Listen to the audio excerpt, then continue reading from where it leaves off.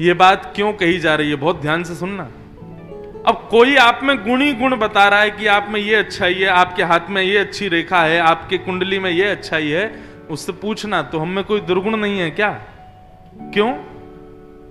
क्योंकि पृथ्वी पर यदि हमारा जन्म हुआ है तो ये बात निश्चित है कि हम में दुर्गुण तो होगा।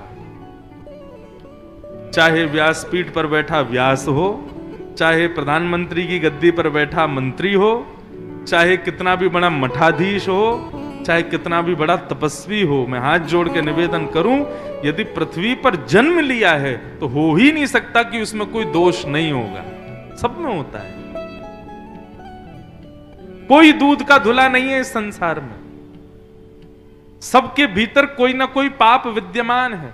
यदि हम लोगों में सद्गुणी सद्गुण होते तो हम पृथ्वी पर नहीं आते, हम स्वर्ग में रहते, हमको कोई देवता की पदवी मिली होती।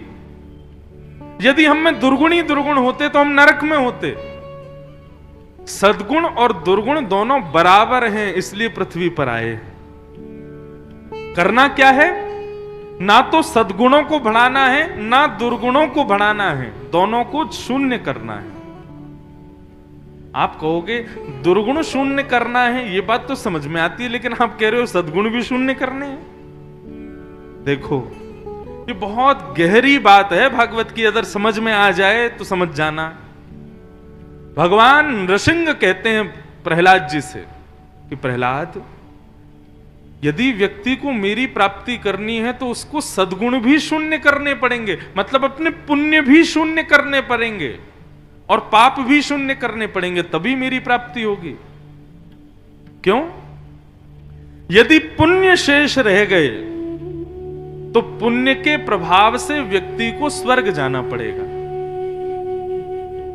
हमारे जरा से भी पुण्य यदि रह गए, हमने किसी असहाय की सहायता की, किसी गरीब का भला किया, गरीब बालकों को पढ़ा दिया, किसी को गोद ले लिया, आदि आदि ये सब पुण्य यदि हमने किए और उनको शून्य नहीं किया, स्वर्ग जाना पड़ेगा।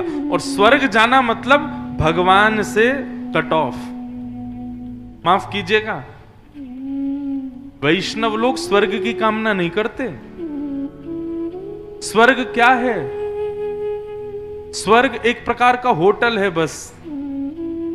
आपने 5,000 रुपए डेस्क पर जमा कर दिए, आपको 5 स्टार होटल का रूम मिल जाएगा। उसमें खाओ पियो, ऐश करो, आनंद करो। सुबह 12 बजे चेकआउट टाइम है। 1 बजे तक यदि रुकने का प्रयास करोगे तो होटल वाले आपको निकाल देंगे, बोलेंगे या तो 5,000 और जमा करो, नहीं तो निकलो यहां से। ठीक ऐसा ही स्वर्ग है। आप जितना पुण्य पृथ्वी पर करोगे, उस पुण्य के प्रभाव से आपको स्वर्ग मिलेगा। और जैसे ही आप स्वर्ग जाओगे, पुण्य कम होने लग जाएंगे। धीरे धीरे धीरे जैसे ही पुण्य समाप्त होंगे, स्वर्ग से धक्का दे दिया जाएगा, जाओ पृथ्वी पर फिर से पुण्य कमा के लाओ, तब आना यहां पे। वैष्णव जो भगवत प्राप्ति करना चाहते हैं, वो स्वर्ग की कामना नहीं करते। इसलिए पुण्य शून्य करना है। अब प्रश्न आता है कि पुण्य शून्य को होगा कैसे? पुण्य और पाप दोनों क्षीण होंगे कैसे? भागवत की कथा में वैसे एक बात कहें, कागज कॉपी लेके बैठा करो। कोई ना कोई बात ऐसी होती है व्यासपीठ से, वो लिखने योग्य होती है। वर्णन करते हैं, पाप शून्य होंगे परोपकार करने से। असहाय लोगों की जितनी सहायता करोगे, जितनी सेवा करोगे, उतनी जल्दी आपके पाप कम होते चले जाएंगे। अब आई बात, पुण्य कैसे कम होंगे? तो उपस्थित भोगों को भोगने से पुण्य कम होंगे। जैसे कि बढ़िया अपने लिए घर बनाओ, गाड़ी खरीद लो, समय समय पर कहीं ट्रिप मारने चले जाओ, घूमने चले जाओ, जो व्यवस्था मिलती जाए। अपने आप प्रयोजन मत करो, जो ठाकुर जी दे दें, जो मिल जाए उसको भोगो। उसको भोगने से पुण्य कम होंगे। और ये दोनों जब शून्य हो जाएंगे तब ठाकुर जी की प्राप्ति होगी। अब प्रश्न आता है कि ये शून्य होंगे, हमको कैसे पता चलेगा? जैसे ही पाप और पुण्य शून्य हो जाएंगे तो स्थिति ये होगी कि आप जिसको देखोगे उसमें गुण ही गुण दिखाई देंगे, किसी में दुर्गुण दिखाई नहीं देंगे। ये पाप पुण्य शून्य होने की स्थिति है। अभी हम लोगों की आंखें कैसी हैं? हम जिसको भी देखते हैं उसमें दुर्गुण निकाल लेते हैं।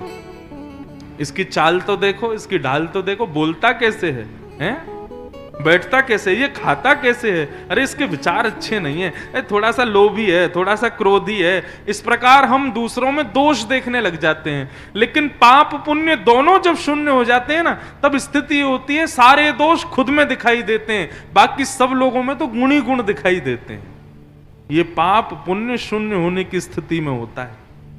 बताओ, ऐसा है हमारे साथ? हमको सब में गुण दिखते हो और अब खुद में दुर्गुण दिखता हूं, ऐसा स्थिति है? आपके महाराष्ट्र में एक संत हुए विनोबा भावे, वो क्या कहते थे? संत और राक्षस की परिभाषा, वो कहते थे संत की परिभाषा जो सब में गुण देखे, खुद में दुर्गुण देखे, और राक्षस की परिभाषा बोले सब में दुर्गुण देखे और खुद में सारे गुणी गुण देखे। ये राक्षस। रावण राम जी में भी दुर्गुण देखता था, कंस श्री कृष्ण में भी दुर्गुण देखता था, इसलिए तो राक्षस है। इसलिए भैया, अन्यश्च दोष गुण चिंतन माशु मुक्त्वा, दूसरों में दोष देखना बंद करो।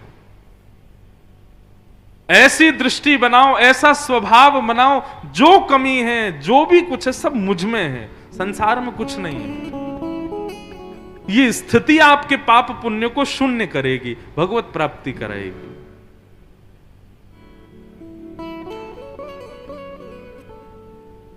तो युधिष्ठिर जी ने पूछा कि महाराज, इस बालक में कोई दुर्गुण नहीं है? तब ब्राह्मणों ने बताया, बोले युधिष्ठिर जी अगर आप सुन सको तो हम बताएंगे। बोले नहीं, मैं सुनूंगा, बताइए। तब उन्होंने बताया, तक्षकादात्मनो मृत्यु द्विज पुत्रोपसर्जिता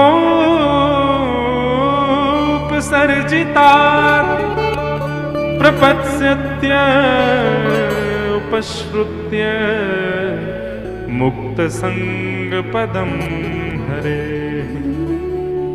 महाराज, आपका जो ये बालक है ना, इस बालक को तक्षक सर्प डसेगा और उसके डंसन से इसकी मृत्यु हो जाएगी। शास्त्रों में ऐसी आज्ञा की गई है बंधुओं कि सर्प डंसन से मृत्यु जिसकी होती है, ऐसे व्यक्ति को भगवत प्राप्ति नहीं होती।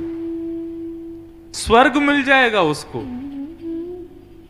आदि आदि कोई लोक मिल जाएगा, लेकिन मृत्यु के पश्चात भगवत दर्शन उसको नहीं होगा, यदि सर्प ने डसा है तो। और एक बात और कह दें, सर्प दंशन यह भी कहीं कहीं कहा गया है कि ब्राह्मणों का निरादर करने से और वैष्णवों की निंदा करने से, वैष्णवों के अपराध करने से सर्प दंशन होता है। और वो भले ही चाहे आपने पूर्व जन्म में किया हो, कभी ना कभी ब्राह्मण अपराध वैष्णव अपराध बना होगा, इसीलिए सर्प दंशन हुआ है। इसलिए सर्प दंशन को हमारे यहां पर शुभ नहीं माना जाता। वो बात अलग है कि डस दिया, विष उतर गया, स्वस्थ हो गए तो कोई दिक्कत नहीं, लेकिन मृत्यु हो गई उसको शुभ नहीं माना जाता। और यह निश्चित है कि सर्प दंशन से मृत्यु प्राप्त किया व्यक्ति पुनर्जन्म जरूर लेगा, उसका होगा जन्म। और उसको मुक्त होने के लिए भागवत कथा आदि ये सब श्रवण करने पड़ेंगे, तभी वो मुक्त हो पाएगा उस अपराध से। तो जैसे ही युधिष्ठिर ने सुना कि हमारे इस बालक को सर्प डसेगा, ब्राह्मण देवताओं से बोले, भगवान ये आपने क्या बता दिया? बोले हम पहले ही कह रहे थे हृदय पे पत्थर रख लो, क्योंकि आपका ये बालक ब्राह्मणों का अनादर करेगा, इसलिए इसको सर्प डसेगा, श्राप लगेगा। लेकिन प्रभु चिंता मत कीजिए, इसकी कुंडली में ऐसा योग है, उपश्रुत्य प्रपत्स्यत उपश्रुत्य मुक्त संग पदम हरे। एक गुरु इसके जीवन में आएगा और वो गुरु आकर के सर्प दंशन से भगवत कथा सुना करके इसको मुक्त कर देगा। कहने का अभिप्राय सर्प दंशन अशुभ है, लेकिन सर्पदंशन के अवस्था में यदि गुरु कृपा कर दें तो सर्पदंशन का पाप भी नष्ट हो जाएगा। गुरु कृपा में इतनी सामर्थ्य है।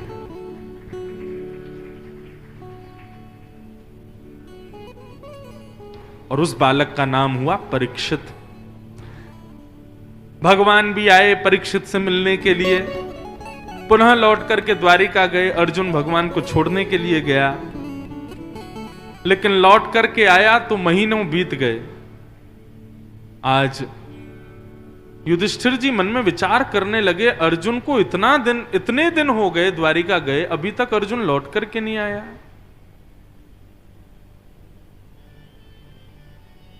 चिंता करने लगे और तभी मुख्य द्वार पर देखा कि एक दीनहीन सा व्यक्ति आकर के खड़ा है। समीप जाकर के देखा तो वो दीनहीन सा व्यक्ति कोई और नहीं था, अर्जुन ही था। युधिष्ठिर जी बोले, अर्जुन ये तुम्हारी स्थिति क्या हो गई? तुम्हारा मुकुट कहां है? तुम्हारे कवच कहां है? तुम्हारा चेहरा इतना तेजहीन क्यों लग रहा है? तब रोते हुए घुटनों के बल बैठ करके अर्जुन कहते हैं कि वंचितो हम महाराज हरिणा बंधुरूपिण येन मे पहितं तेजो देव विस्मापनम् महत्। भैया, जिन श्री कृष्ण की कृपा से आज हम हस्तिनापुर की गद्दी पर बैठे हैं, जिन कृष्ण की कृपा से मेरा गांडीव धनुष जैसे ही मैं उठाता था तो सामने खड़े हुए बड़ी बड़ी तिमिंगल मछली रूपा योद्धा थरथर कांपने लगते थे, जिन कृष्ण की कृपा से इंद्र का आधा सिंहासन हमेशा खाली रहता था, अर्जुन जब चाहे आकर के बैठ सकता है, जिन कृष्ण की कृपा से हम पांचों पांडवों को महाभारत युद्ध में एक खरोंच तक नहीं लगी, वो कृष्ण आज अपनी लीला पूरी करके हम लोगों को अकेला छोड़ करके चले गए। भगवान अपने धाम को चले गए, उनकी लीला पूरी हो गई। जैसे ही ये शब्द सुना कि भगवान कृष्ण अपनी लीला का संवरण करके चले गए, युधिष्ठिर ने उसी समय मौन धारण कर लिया, बोले नहीं फिर कुछ। बंधुओं, एक बात हाथ जोड़ के निवेदन कर दूं, एक कुछ समय से ना एक बात बड़ी प्रचलित हो गई, श्री जगन्नाथ भगवान के विग्रह के रूप में एक कथा बड़ी गलत सुनाई जाती है और उसको इस प्रकार से सुनाया जाता है कि भगवान श्री कृष्ण ने जब अपनी लीला पूरी करी, तो मुझे तो कहने में भी बहुत संकोच होता है, लेकिन बोलते हैं लोग कथाओं में, उनके श्री विग्रह को जब चिता पर रखा गया, राम राम राम, ऐसा नहीं बोलना चाहिए। भगवान परम चैतन्य हैं, उनका अंतिम संस्कार नहीं होता, उनको चिता पे नहीं रखा जाता। भगवान गीता में कहते हैं, मैं मानव की तरह पांच भौतिक में मिलने वाला हूं, ऐसा जो व्यक्ति सोचता है वो तो अपवित्र है ही, उसको देखने वाला भी अपवित्र हो गया है। एक जगह हमने सुना, वो बड़ा वायरल भी हुआ, उसमें क्या बोलते हैं कि भगवान श्री कृष्ण का जब लीला संवरण हो गया तो उनके श्री विग्रह को चिता पर रख के अग्नि दे दी और सब जल गया, उनका हृदय नहीं जला। मुझे तो बोलने में भी मेरी जीभ कांपती है। और उनका हृदय जो है वो समुद्र में बहता बहता बहता जगन्नाथपुरी पहुंच गया, उसी हृदय को श्री जगन्नाथ भगवान के हृदय अंदर धारण कर दिया। आज तक वो हृदय जगन्नाथ जी के भीतर बैठा है। हाथ जोड़ के प्रार्थना है, कभी ऐसा विचार कोई कहे भी ना, उसको टोक देना, महाराज आप क्षमा करें, ऐसा मत बोलिए, ये गलत है बिल्कुल, ऐसा कभी नहीं हुआ था। श्रीमद् भागवत में स्पष्ट वर्णन है कि भगवान श्री कृष्ण जब अपनी लीला पूरी कर रहे थे तब उद्धव ने प्रणाम करते हुए कहा कि हे नाथ, आप यदि चले गए धरती से तो हम भक्तों का क्या होगा? ठाकुर जी बोले, उद्धव मेरी ओर देखो, उद्धव भगवान की ओर देखने लगा तो ठाकुर जी एक ज्योति में परिणत हो गए और 7 बार आकाश में भ्रमण करते करते तिरोधाय प्रविष्टोयम श्रीमद् भागवतार्णवम, ठाकुर जी की वह ज्योति श्रीमद् भागवत में प्रविष्ट हो गई। भगवान अंतर ध्यान होते हैं। ठाकुर जी का हमारी आपकी तरह ये सब क्रिया नहीं होती सांसारिक। ऐसा कभी सुनिएगा भी मत, आगे से कोई कहे तो मैं पहले ही सावधान कर दूं।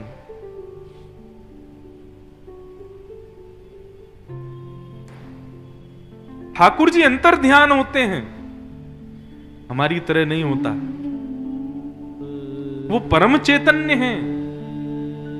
हाँ, वो बात सत्य है कि जैसे जन्म हम लोग लेते हैं ऐसे ठाकुर जी जन्म लेते हैं। 9 महीना मातृगर्भ को सुख प्रदान करते हैं, पूरी लीला बालकों की तरह करते हैं, मानवों की तरह व्यवहार करते हैं, लेकिन इतना करने के बाद भी वो 100 नहीं 200% परब्रह्म परमात्मा भगवान है और वो चैतन्य है।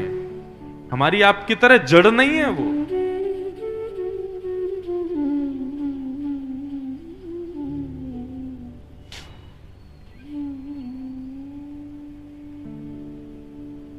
जैसे युधिष्ठिर ने सुना श्री कृष्ण अपनी लीला पूरी करके चले गए, युधिष्ठिर मौन हो गए और सबसे पहले युधिष्ठिर ने अपना मुकुट उतार करके सिंहासन पर रख दिया और मन का भाव मानो ऐसा था युधिष्ठिर का, जिनकी कृपा से ये मुकुट मेरे सिर पर आया, जब वे ही अपनी लीला पूरी करके चले गए तो मैं कौन होता हूं इस सिंहासन पर बैठने वाला। और छोटे से परीक्षित को राज सिंहासन पर बैठा करके मुकुट उसको पहना दिया और 5 पांडव द्रौपदी के सहित स्वर्गारोहण को प्रस्थान कर गए। अब बंधुओं बहुत ध्यान से सुनिएगा, आज की तो कथा ही कथा है, आज तो इतने सारे अवतार होंगे, अभी कथाएं होंगी, तो सबको बहुत ध्यान से सुनिएगा। 5 पांडव और 5 की पत्नी, एक द्रौपदी, और ये भगवान के इतने प्रिय, इनके लिए ठाकुर जी ने क्या नहीं किया पांडवों के लिए। भगवान सारथी बन गए, भगवान शांति दूत बन गए, द्रौपदी को भीष्म पितामह से आशीर्वाद दिलाने के लिए भगवान नौकर बन गए। और वर्णन आता है भागवत में कि जब पांडवों ने अश्वमेध यज्ञ किया तो सबको सेवा बांटी ठाकुर जी ने। जब अर्जुन ने कहा ठाकुर जी आप क्या सेवा करोगे, बोले जितने ब्राह्मण आएंगे, जितने संत आएंगे, उन सबकी पादुका रखने की सेवा मैं करूंगा। मैं बाहर से आता हूं रोज कथा सुनने, तो बाहर दरबार के सेवादार 2-3 उनको देख के इतना सुख मिलता है। यहां आने वाले सब श्रोताओं के पादुकाओं को रखते हैं। कथा में बैठे आप हो, आप सबकी पादुकाओं की रक्षा वो कर रहे हैं, लेकिन वास्तविकता यह है कि जब आप यहां से लौट के जाएंगे, पादुका पहनेंगे, तो आपका 80% कथा सुनने का पुण्य उन्हीं को मिल जाएगा, क्योंकि यही सेवा यज्ञ में भगवान ने स्वीकार की थी। ब्राह्मणों की, संतों की पादुका उतार करके रख के, चरण धो करके उनको यज्ञ में ले जाने की ये सेवा ठाकुर जी की थी। जब अश्वमेध यज्ञ हुआ था पांडवों का, विचार करो। एक बात कहें, ठाकुर जी का यदि बनना चाहते हैं ना, तो जितना हो सके अपने आप को छोटे से छोटा मान करके रहो। जो अपने आप को बहुत ज्यादा बड़ा मानने लगते हैं ना, ठाकुर जी कहते हैं ये बात तो कंफर्म है कि ये मुझे नहीं मिलेगा कभी। यदि हृदय में इच्छा है कि हम ठाकुर जी के हों, जितना हो सके दीन हो जाओ, जितना हो सके झुक कर के रहो, जितना हो सके अपने स्वभाव को पोलाइट करो। ठाकुर जी को वो प्रिय है, क्योंकि ठाकुर जी स्वयं भी वैसे ही हैं।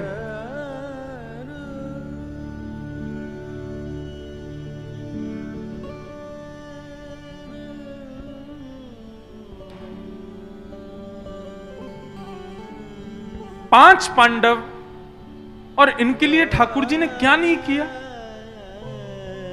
मैंने अपने गुरुदेव से प्रश्न किया, मैंने गुरुजी एक बात बताओ, पांचों पांडवों में ऐसा कौन सा गुण है जिसकी वजह से ठाकुर जी सब कुछ न्योछावर कर गए? हमारे गुरुजी ने एक प्रसंग सुनाया, मैं आपको सुनाऊं, बहुत ध्यान से सुनना। पंच पांडव कौन कौन है? युधिष्ठिर, भीम, अर्जुन, नकुल और सहदेव।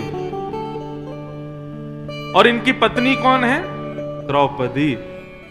और इनके सर्व सहायक कौन है? श्री द्वारिकाधीश कृष्ण।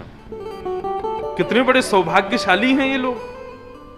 हमारे गुरुदेव ने समझाया, ये पंच पांडव जो है ना, ये मानव के भीतर रहने वाले 5 गुण हैं।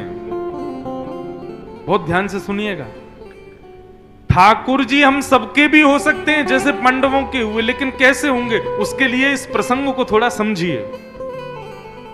पंच पांडव हम सबके भीतर विद्यमान 5 गुण हैं। युधिष्ठिर धर्म, ये धर्म युधिष्ठिर का गुण है। हमारे भीतर जो धर्म करने की इच्छा प्रकट होती है, ये हमारे भीतर बैठा युधिष्ठिर है। दूसरा भीम, भीम यानी कि बल,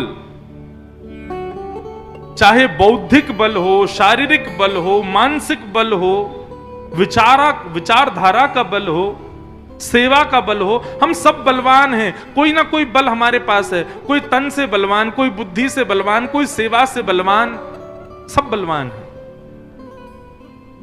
तो ये जो बल हमारे भीतर है, ये कौन है? भीम। धर्म यानी कि युधिष्ठिर, बल यानी कि भीम। अब तीसरे आते हैं अर्जुन। अर्जुन का स्वभाव क्या है? प्रिय स्वभाव। हमारे भीतर जो दया है ना, ये अर्जुन है। जैसे हम किसी दीनहीन को देखते हैं तो हमको उस पर दया आ जाती है। हम किसी साधारण से बालक को देखते हैं, उस पर दया आ जाती है। किसी बालक के माता पिता नहीं होते तो उसको देख के हमको दया आ जाती है। या कोई व्यक्ति घर से विहीन है, उसको देख के हम दया, ये दया का जो गुण है हमारे भीतर, यही अर्जुन है। वैसे अर्जुन का गुण है प्रेम। तो धर्म, बल, प्रेम। अब आया नकुल। नकुल का स्वभाव है बुद्धि, विवेक। हमारे भीतर जो विवेक है, हमसे कोई मित्रता करना चाहे तो हम पहले परखते हैं ये मित्रता करने योग्य है कि नहीं। ये परखना ही हमारा विवेक है। हम चाहें तो थिएटर्स में जाके मूवी देख लें, लेकिन हम आके कथा में बैठ रहे हैं, ये हमारा विवेक है। हम चाहें तो पार्टीज में जाके एंजॉय करें, लेकिन हम यहां कीर्तन में एंजॉय कर रहे हैं, ये हमारा विवेक है। हम चाहें तो विदेश घूमने जा सकते हैं, लेकिन हम वृंदावन जाते हैं, तीर्थ यात्राओं पर जाते हैं, ये हमारा विवेक है। ये विवेक कौन है? नकुल। और सहदेव हमारी सुंदरता, हमारा स्वरूप, ये सहदेव है।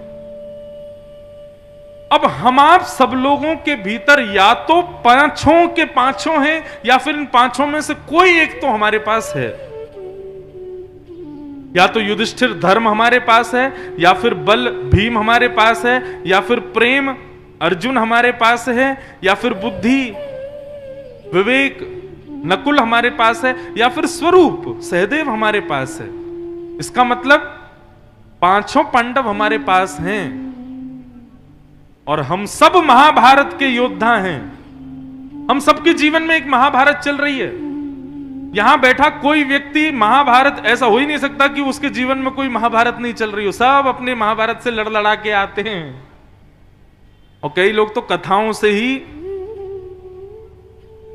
वक्ता के द्वारा बताए गए बाणों को ही ले जाते हैं, चला देते हैं अपनी महाभारत में। महाराज जी कल आपने एक बात ऐसी बताई, मेरे बहुत सारे प्रश्नों के उत्तर मिल गए। मतलब अब योद्धा तैयार हो गया, अब लड़ेगा। हम सब लड़ रहे हैं, हम सबकी महाभारत चल रही है, लेकिन ये पांचों गुण केवल पांडवों में नहीं है, ये पांचों गुण कौरवों में भी हैं। कौरवों में भी कोई ना कोई सुंदर है, कौरवों में भी कोई विवेकी है, कौरवों में भी कोई प्रेमी है, कौरवों के पास भी कोई धर्मावली है। तो फिर हम कैसे माने कि हम पांडव हैं? तो पांडवों की पहचान केवल इतनी है कि कृष्ण पांडवों के पक्ष में है, कौरवों के पक्ष में नहीं है। दो लोग हैं पांडवों के पास जो कौरवों के पास नहीं है। वो दोनों कौन है? कृष्ण और पांचों की पत्नी द्रौपदी। अब इन दोनों के गुण क्या हैं? कृष्ण का गुण ज्ञान और द्रौपदी का गुण दया, सब पर दया। अपने बालकों के हत्यारे को जो मुक्त करवा सकती है, कितनी दयावंत है। इसका मतलब पांचों पांडव यानी कि 5 गुण हमारे पास हैं, धर्म, बल, प्रेम, विवेक और स्वरूप। लेकिन इन पांचों के साथ में कृष्ण रूपी ज्ञान और द्रौपदी रूपी दया यदि हमारे पास नहीं है तो हम कौरव हैं। और यदि इन पांचों में से एक भी गुण हमारे पास है और ज्ञान रूपी कृष्ण और दया रूपी द्रौपदी हमारे संग है, तो निष्फिक्र हो जाओ, आप ही पांडव हो और एक न एक दिन इस महाभारत को, संसार की को जीत जाओगे। मीराबाई के पास प्रेम रूपी पांडव था, लेकिन साथ में ज्ञान रूपी कृष्ण और दया रूपी द्रौपदी भी थी। जीत गई मीराबाई। आज तक विजय घोष होता है मीराबाई का। सूरदास जी के पास में प्रेम रूपी पांडव था, लेकिन साथ में कृष्ण रूपी ज्ञान और दया रूपी द्रौपदी भी थी। जीत गए सूरदास। तुलसीदास जी के पास में विवेक रूपी पांडव था। तुलसीदास जी की कथा सुनिए। वो अपनी पत्नी से इतना प्रेम करते थे, एक क्षण के लिए भी उसको छोड़ते नहीं थे। देखो, प्रेम सबसे करो लेकिन ममता किसी से मत करो। ममता किसे कहते हैं? जिसके एक क्षण के भी वियोग में आप विचलित होने लग जाओ, उसी को ममता कहते हैं। प्रेम सबसे करो, ममता केवल गोपाल जी से करो। संसार में और किसी से ममता मत करो। लेकिन तुलसीदास जी महाराज ममत्व कर बैठे अपनी पत्नी रत्नावती से। पत्नी इतनी परेशान हो गई, बोले कि ये मेरे को एक क्षण के लिए भी नहीं छोड़ते। रात्रि में तुलसीदास जी जब सोते थे तो पत्नी का हाथ पकड़ के सोते थे, कहीं चली ना जाए मायके। इतना प्रेम करते थे। एक दिन गहरी नींद में तुलसीदास जी सो रहे थे, चली गई उनकी पत्नी। अर्धरात्रि में नींद खुली तो विचलित हो गए, कहां चली गई। इतने प्रेम में विभोर थे कि महाराज नदी पार कर गए तो नदी में डूबने लगे तो एक शव बहता हुआ आ रहा था, तो यह भी विचार नहीं किया कि कोई मरा हुआ शव है। उस शव को नाव बना लिया, चढ़ गए उसके ऊपर और उसको नाव बना के नदी पार करने लगे। इतनी आतुरता प्रेम में। पहाड़ चढ़ने लगे तो कोई रस्सी नहीं मिली तो एक सर्प कोई रस्सी बना करके पहाड़ पे चढ़ गए। इतना भी डर नहीं कि कहीं काट ना जाए मुझे। कांटे लग रहे हैं, पैरों में कंकड़ लग रहे हैं, गिरते पड़ते रोते विलकते पहुंच गए अपनी ससुराल और अपनी पत्नी को जाके बोले, तुम क्यों छोड़ के आ गई मुझको? दुर्गंध आ रही थी, शव पर चढ़ के आए थे, हाथ पांव से खून निकल रहा था, केश बिखरे हुए, अजीब स्थिति में तुलसीदास जी को देख करके पत्नी बोली, किससे प्रेम करते हो आप? बोले तुमसे। बोले मुझसे नहीं करते हो, मेरे शरीर से करते हो। अभी प्राण त्याग दूं तो फिर रहना इस शरीर के साथ में। अरे इतना ममत्व, इतना प्रेम, इतनी आसक्ति यदि रघुनाथ जी में होती तो आज राम जी मिल गए होते आपको। बस जैसे ही विवेक प्राप्त हुआ पत्नी के द्वारा, उसी समय नेत्र बंद कर लिए, चरणों में झुक करके अपनी पत्नी को ही गुरु बना लिया। बोले आज के बाद तुमको पत्नी रूप में नहीं देखूंगा, तुम मेरी गुरु हो। और निकल पड़े राम जी को खोजने। ऐसा खोजा कि आज पूरे विश्व भर में राम की अलग जगाई है तो गोस्वामी तुलसीदास जी ने। मतलब तुलसीदास जी के पास में विवेक रूपी पांडव पहुंचा और विवेक रूपी पांडव के साथ में कृष्ण रूपी ज्ञान और दया रूपी द्रौपदी आई। जीत गए तुलसीदास। हम सबको जीतना बाकी है। खोजो कौन है हमारे पास। देखो एक तो मैं बता दूं, सहदेव को आप सबके पास है, आप सब सुंदर हो, तो इसका मतलब 5वां पांडव तो आपके पास है। और नकुल भी है आपके पास। मैं अपनी पे आ जाऊं तो पांचों गिना दूं आप में। नकुल भी है आपके पास, क्योंकि विवेक है नकुल। आप कहीं ना जाके कथा सुनने आ रहे हो, ये विवेक नहीं है तो क्या है?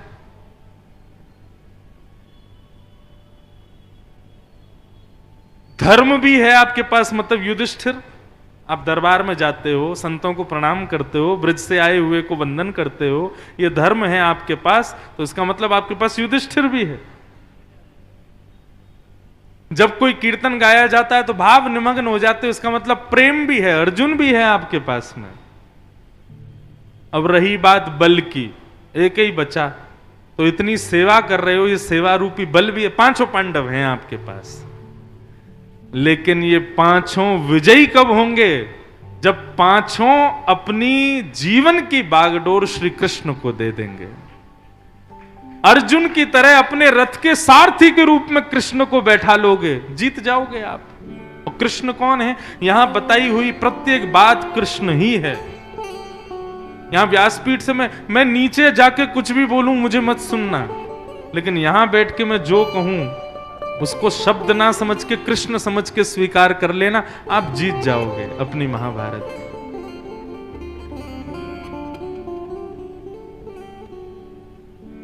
पांचों पांडव कृष्ण स्मरण करते करते करते करते निकल गए स्वर्गारोहण के लिए।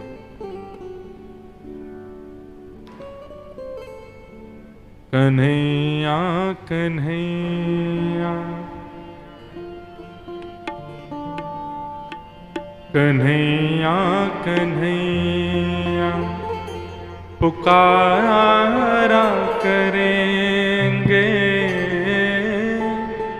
लताओं में ब्रज की गुजारा करेंगे।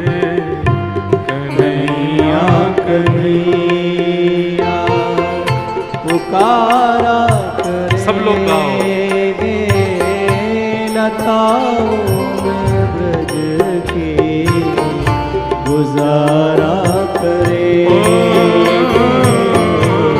कन्हैया कन्हैया पुकारा करेंगे, लताओं में ब्रज की गुजारा करेंगे। करताल बजा के गाओ। कन्हैया पुकारा करेंगे, लताओं में ब्रज की गुजारा करेंगे। ओ कहीं तो मिलेंगे वो बांके बिहारी, कहीं तो मिलेंगे वो बांके बिहारी, कहीं तो मिलेंगे वो रमण बिहारी, कहीं तो मिलेंगे वो रमण बिहारी।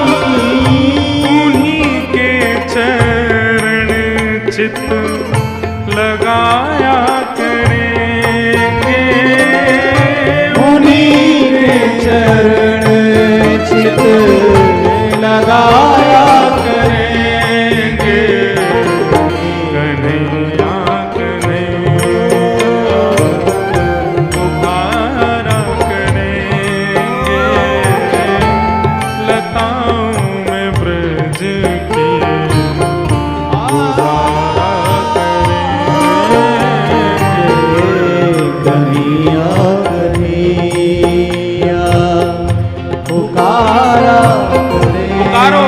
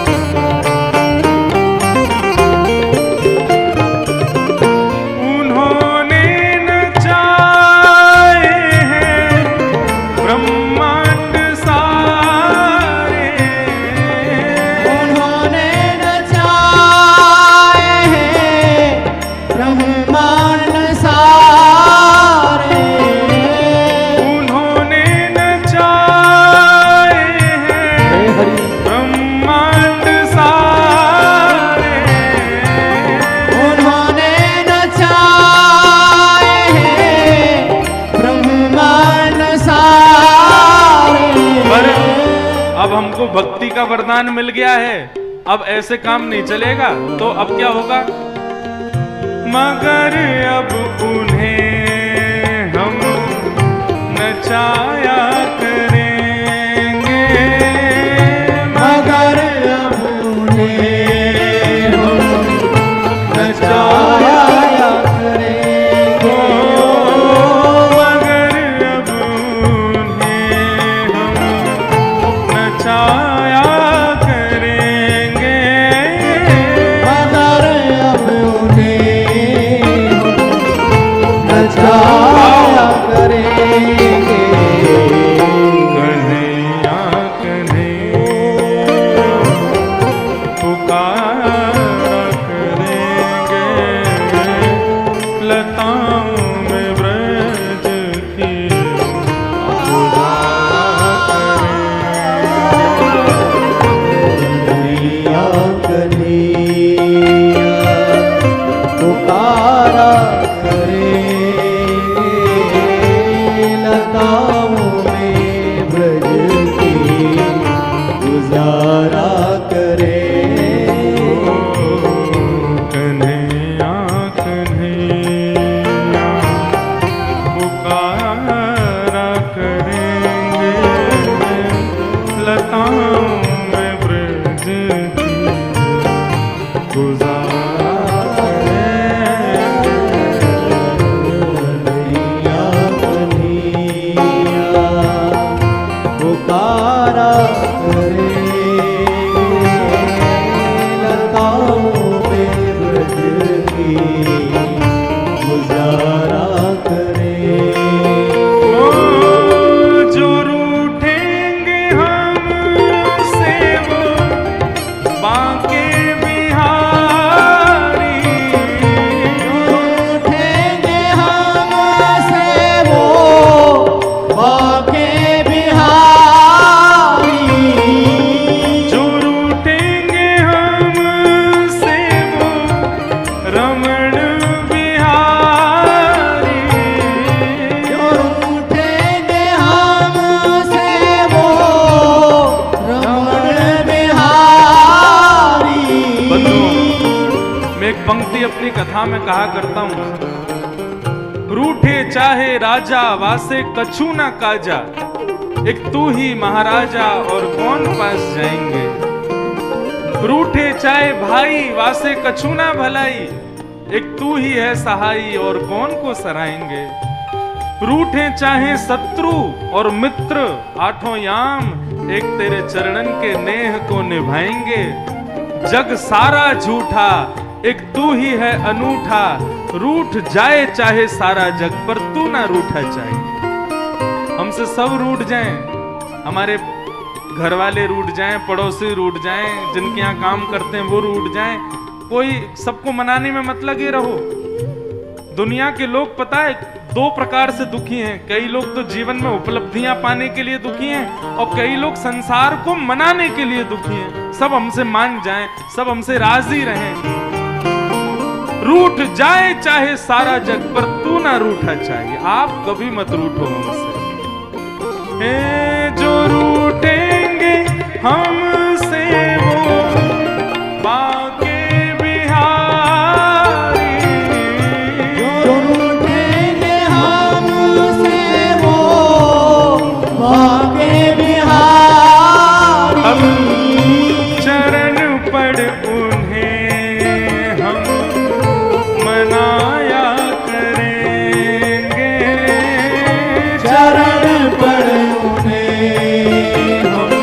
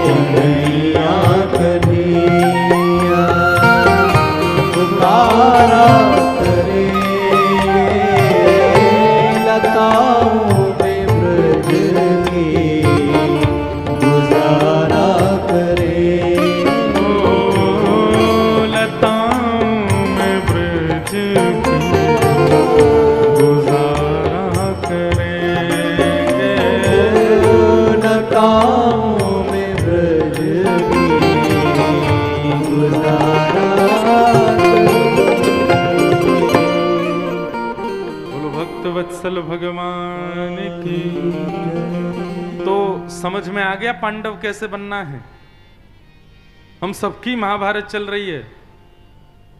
ये महाभारत आदि बंधु जितनी भी आप कथा सुनते हैं ना, इन सबको खुद पर घटाया कीजिए। ये केवल सुनने मात्र तक नहीं रखनी है कथाएं, ये सब हमारे जीवन की चाबियां हैं। ये किसी ना किसी रूप से हमारे कई सारे बंद दरवाजे हैं, उन सबको खोलते हैं। और सबसे बड़ी बात, दरवाजों के भीतर क्या खजाना, हमको क्या करना, सबसे बड़ी बात हमारे हृदय कुंज में ठाकुर जी बैठे हैं, ये उनका दर्शन कराती हैं, ये उन सब की चाबी है। इन भावों को हृदयस्थ करो, बन जाओ पांडव और उठा लो अपने धनुष बाण। ये धनुष बाण क्या है? ज्ञान रूपी धनुष बाण। और छोड़ दो अपना जीवन सर्वस्व उस सारथी के हाथ में जिसने अर्जुन का रथ चलाया। अब देखो और विस्तार करूं भाव का, तो अर्जुन का रथ, रथ के 4 पहिए और 10 घोड़े, ये कौन है? हमारे शरीर में 10 इंद्रियां हैं, 5 ज्ञानेंद्रिय और 5 कर्मेंद्रिय। हम सुबह से शाम तक 10 घोड़ों के ऊपर ही सवार रहते हैं। कौन कौन से हैं 10 घोड़े? ये 5 घोड़े तो हमारे यहीं पर ही हैं बस। आंख, नाक, जीव, कान और त्वचा, ये 5 ज्ञानेंद्रिय। हम क्या करते हैं? आंखों को जो देखना है वो दिखाते हैं, नासिका को जैसी सुगंधी चाहिए उसको दिलाते हैं, कान को जिसको सुनना है उसको सुनाते हैं, जीव को जैसा रस चाहिए उसको चखाते हैं, त्वचा को जैसा वातावरण चाहिए वैसा वातावरण कर लेते हैं। तो ये 5 ज्ञानेंद्रिय 5 घोड़े, ऐसे ही दूसरे 5 कर्मेंद्रिय 5 घोड़े, हाथ, पैर, मुख और 2 गुप्त उपस्थ इंद्रिय, गुप्त इंद्रियां। ये 10 इंद्रियां हैं हमारे शरीर में। और आप खुद पूछिए खुद से, सुबह से शाम तक आप क्या करते हो? इन्हीं 10 इंद्रियों पर ही सवार रहते हो बस। और सबसे ज्यादा हमारा प्रिय इंद्रिय कौन सी है? जीव। कभी इसको दाल पकवान खिला देते हैं तब भी इसका मन नहीं भरता, बड़ा पाव खिला देते हैं तो भी इसका मन नहीं भरता। और क्या बनता है? हाँ, सिंधियों में पापड़ भी बहुत खाते हैं। पापड़ के बिना तो कोई काम ही नहीं होता है। पापड़ खिला दो तो भी इसका मन नहीं भरता। इतना सब कुछ खा लेने के बाद भी ये इंद्रिय कभी हमारी तृप्ति नहीं होती। मैं जिनके घर पर रुका हूं वो बेचारे मुझसे बड़े परेशान हो गए, 4 दिन हो गए। बोले महाराज जी आप कुछ खाते ही नहीं हो। मैंने कहा क्यों जीव को परेशान कर रहे हो? आज तो कथा में आ रहा था, उससे पहले पिज्जा बना लाए, लो महाराज खाओ। मैंने कहा भैया हाथ जोड़े आपके, क्यों हमको ये जीव जैसे तैसे तो संभली है, लेकिन सबका भाव है।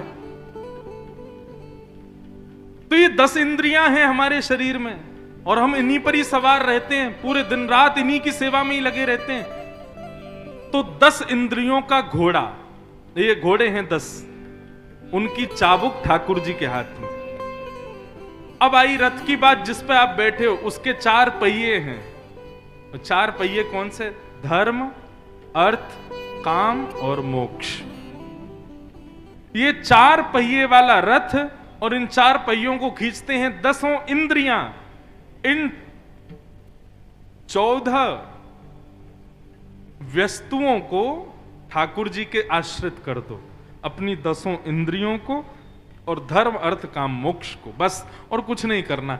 जिम्मेवारी ठाकुर जी की है। आपको पता अर्जुन के सारथी क्यों बने भगवान? महाभारत में कथा आती है कि अर्जुन और दुर्योधन दोनों गए द्वारिका।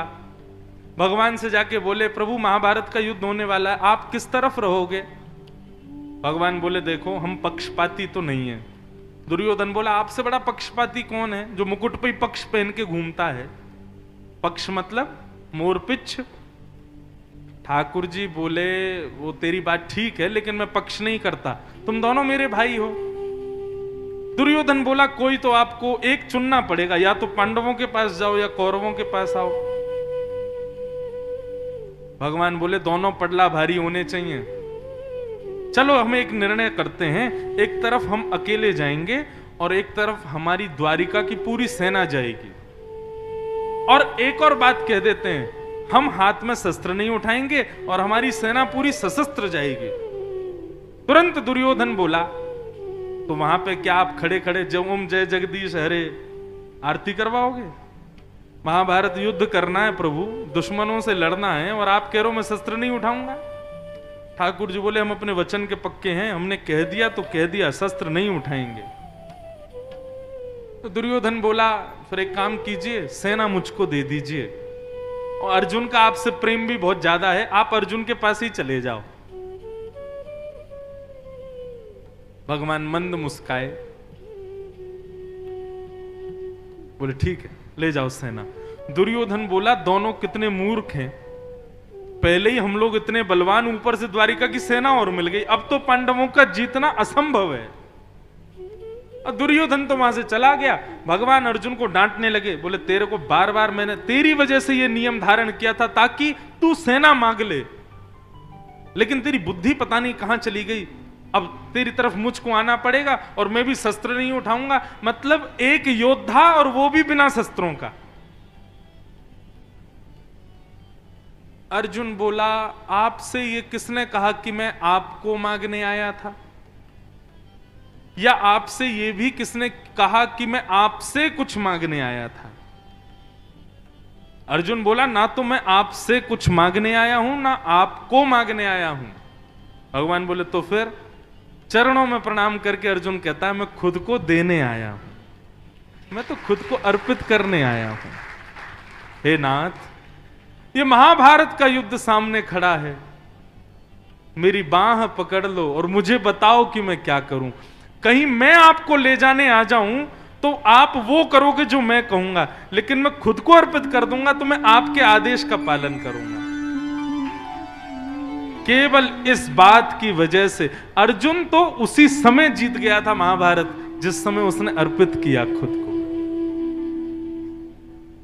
इसलिए बंधुओं, आप लोग, कोई पूछे आपसे कि आपके लड्डू गोपाल हम वृंदावन से लाए हैं, ऐसा कभी मत कहना, ये हमको लेके आए हैं, ऐसा कहो। यही है शरणागति। आप ठाकुर जी को कभी नहीं ला सकते।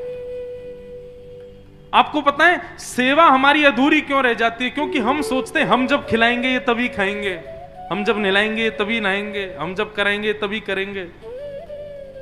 ठाकुर जी के चरणों में अर्पित कर दो स्वयं को। बोले ये जब चाहेंगे तब हम खाएंगे, ये जब चाहेंगे तब हम सोएंगे, ये जब चाहेंगे तब हम क्रिया करेंगे। कोई कहे घर में कि अरे भाई बिजनेस हमारा फ्लॉप चल रहा है, क्या करें? बोले जब ठाकुर जी की इच्छा होगी तो बढ़िया हो जाएगा। यही तो शरणागति है, यही तो हमको करना है। स्वयं को अर्पित करो ठाकुर जी को। मैं कथा में गाया करता हूं, लेकिन अभी नहीं गाऊंगा। जहां ले चलोगे वहीं मैं चलूंगा, जहां नाथ रख दोगे वहीं मैं रहूंगा, जहां ले चलोगे वहीं मैं चलूं। ये है पूर्ण शरणागति। एक प्रकार से सामान्य भाव में कह दूं, अपनी जिम्मेवारी अपने ऊपर मत रखो, ठाकुर जी को दे दो, आप संभालो।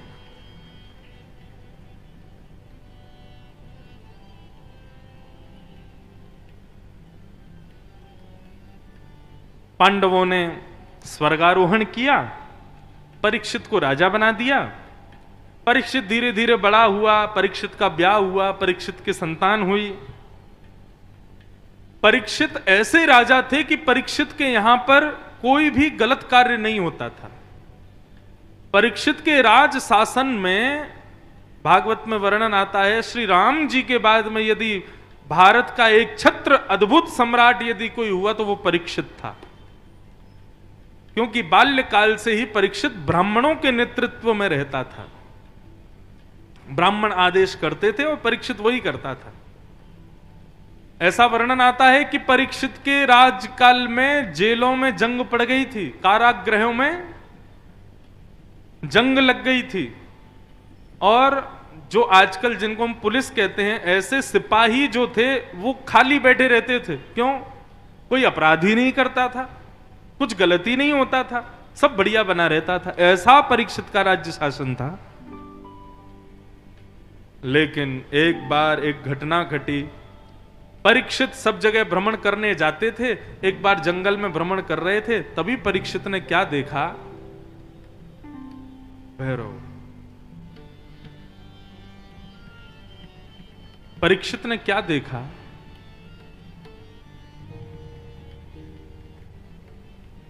कि एक बैल समझते हैं? वृषभ। एक वृषभ, उसके 3 पैर कटे हुए हैं, केवल एक पैर पर खड़ा है, और एक अत्यंत भयानक व्यक्ति उसके 4थे पैर को भी काट रहा है। परीक्षित देखकर के आश्चर्यचकित हो गए, मेरे राज्य में यह कैसे संभव हो सकता है? परीक्षित ने तुरंत तलवार निकाली, मारने के लिए गए तो चरणों में गिर गया। मुझे मत मारिए। बोले कौन हो तुम और ये क्या कर रहे हो? तब उसने अपना परिचय दिया, महाराज मैं कलयुग हूं और ये धर्म है। मैंने 3 पैर इसके काट दिए, अब 4था पैर भी काट रहा हूं। धर्म के 4 पैर होते हैं बंधुओं। ये 4 गुण यदि हमारे भीतर हैं तो आप समझिए कि आप धर्मात्मा हो। कौन कौन से? सत्य, दान, दया और पवित्रता। ये धर्म के 4 चरण हैं। सत्य, दान, दया और पवित्रता। लेकिन एक बात कहें, आप कितनी भी कोशिश कर लेना, 3 पैर तो कलयुग में है ही नहीं धर्म के। वो हम बस करते हैं, लेकिन ऐसा हम बन नहीं पाते। कौन कौन से? दान, दया और पवित्रता। हम करते तो हैं, लेकिन पूर्ण रूपेण जैसा इनका स्वरूप होना चाहिए वैसा हम कर नहीं पाते, क्योंकि कलयुग में 4 पैर कटे हुए हैं धर्म के। कलयुग में केवल एक पैर बचा है, वो है सत्य। आप कहोगे महाराज जी, भारत में 150 करोड़ की जनसंख्या लगभग है, और कम से कम नहीं तो 100 करोड़ लोग झूठ बोलते हैं।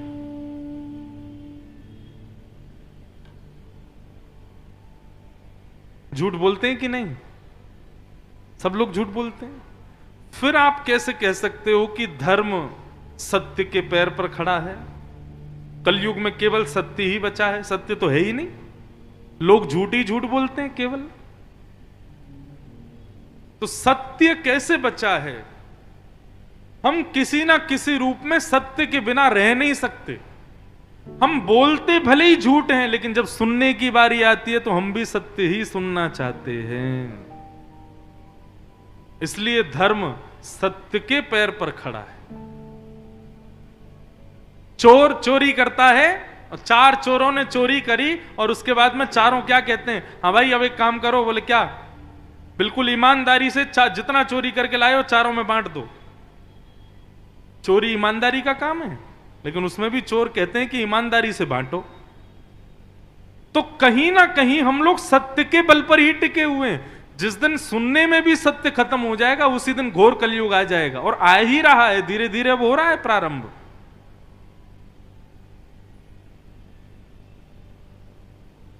तो कलयुग में केवल सत्य के पैर पर खड़ा है धर्म। बाकी दान, दया और पवित्रता ये तो है ही नहीं मानवों के अंदर, और जितनी है ये केवल दिखावे मात्र की है।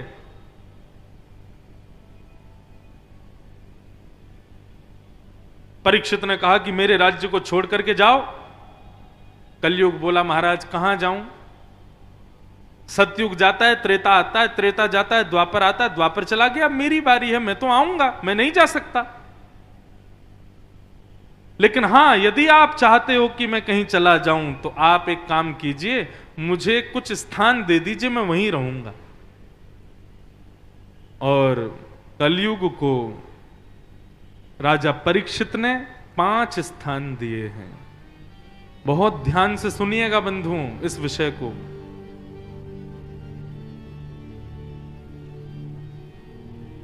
हम व्यासपीठ से घोषणा करते हुए अपनी कथा में कहते हैं, यदि कोई व्यक्ति इन 5 स्थानों से बच गया, समझ लेना उस पर कलयुग का कोई प्रभाव नहीं होगा।